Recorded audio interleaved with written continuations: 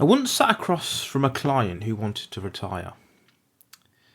Let's call him Mark for the purpose of this.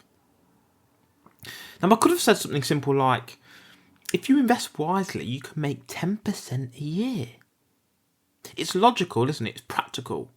It's a fact. But does it move you? Does it make you want to act now? Not really. So instead you have to tell stories. Because Mark was in his mid-40s. He had his sleeves rolled up. He was a man who'd done everything right. He had a good career, solid savings, and ticking every box society told him to tick. But something in his eyes said otherwise. He leaned forward and said quietly, Jeevan, look, I'm tired of just going to work and existing. I want to live. I want to live my life. There was silence. The kind that hums louder than words. You could hear the faint buzz of the air, conditioning, and the weight of years sitting between us. So we didn't start with the numbers. We started with meaning. What does freedom look like to you? He smiled for a moment and said, a small house by the sea, 3 dogs, a camper van, mornings spent writing, not working. We built a plan, steady, simple, 10% a year. A few years later, Mark sent me a photo. The house, the van, the dogs, the mornings by the beach. His first book, halfway written. He doesn't talk about percentages anymore. He talks about peace. Now tell me, what did you remember from that story? The 10% a year, or the man who turned numbers into freedom? That's storytelling. It turns an abstract idea into something alive, something that breathes. So when I'm talking to another client, or when you're talking to another client, would you just talk about the 10% a year? Or the fact that you had a client who hated his job, hated his life, and managed to turn that into his dream life, living by the sea with 3 dogs, a camper van, and writing books? Because here's what science says.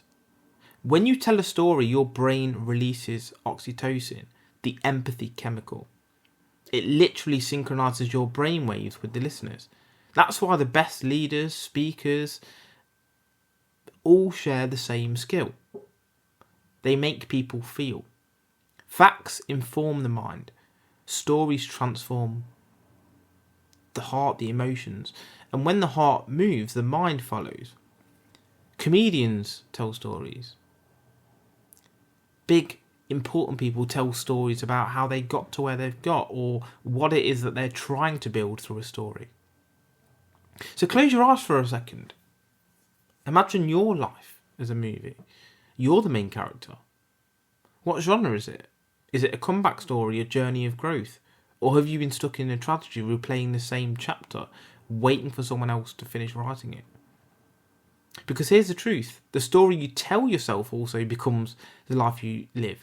Stories are not just something you tell other people, but also something you tell yourself. If your story says, I always fail, your brain will find proof. But if your story says, every failure is my training montage, then you become unstoppable. You start seeing obstacles as part of your rise, not the end of the story. We're all living inside a narrative, but only a few ever step or stop to rewrite the script. Storytelling's so important. It makes us human, and it connects with our human side.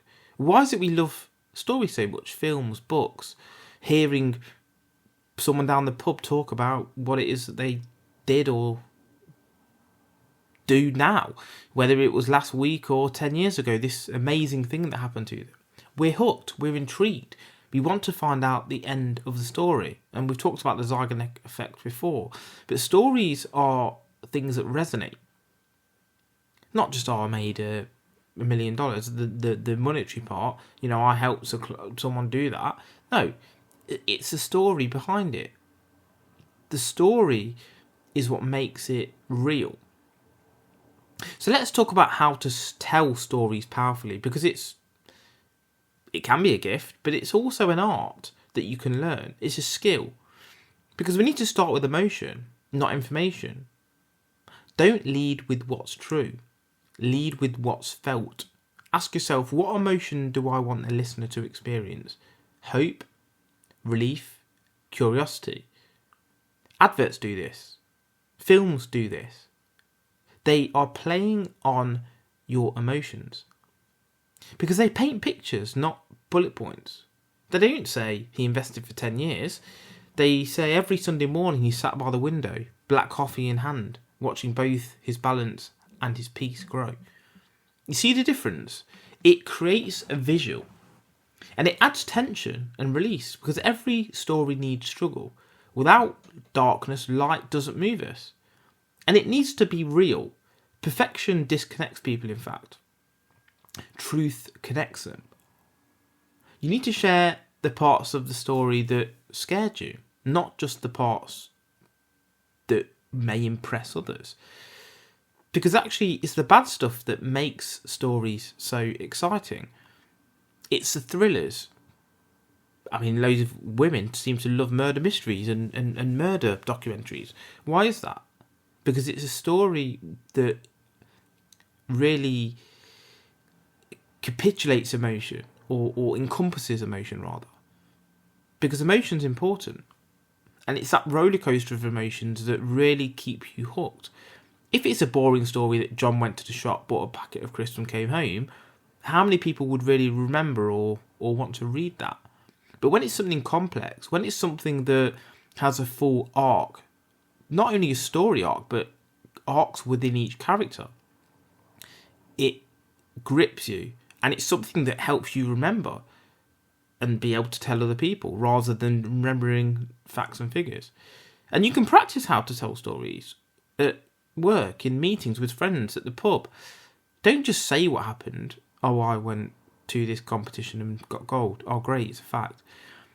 Tell the story. The names that you saw on the sheet. The way that you won, how you felt in the time, the fact that you hurt yourself in the middle of it. It's a story that's important.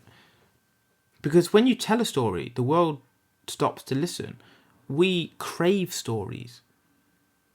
As I said, films, books, comedians, when they tell the stories, it keeps you hooked and it helps you to remember. So if you understand that, why are you not using stories?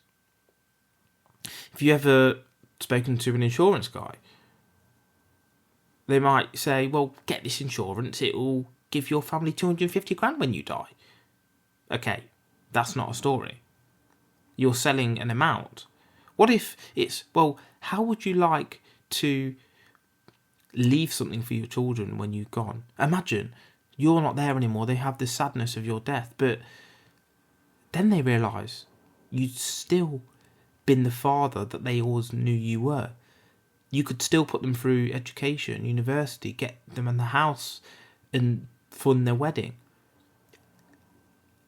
They will always remember you for that.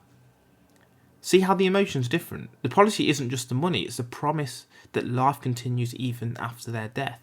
And in some way, he can live the experience with them or through them because of this insurance. What makes you want to buy the insurance? Oh, your family will get 250 grand, or the whole emotional outlay of the house, the family, the university, and the fact that he can be with them. Don't sell information, sell meaning. And you might be like, well, I'm not in sales, but you are. Everyone is in sales. Telling stories to people around you makes you more likeable. Stories are the bridge between logic and emotion, between the head and the heart. It's not just for authors and marketeers. It's for everyone.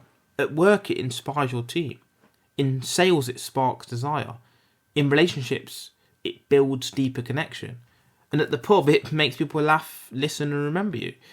Because every human interaction is the opportunity to tell a story, or to create one there and then. And the more intentional you become with your stories, the more magnetic you become. But here's the twist. It's not just about the stories you tell others, as we've talked about a moment ago.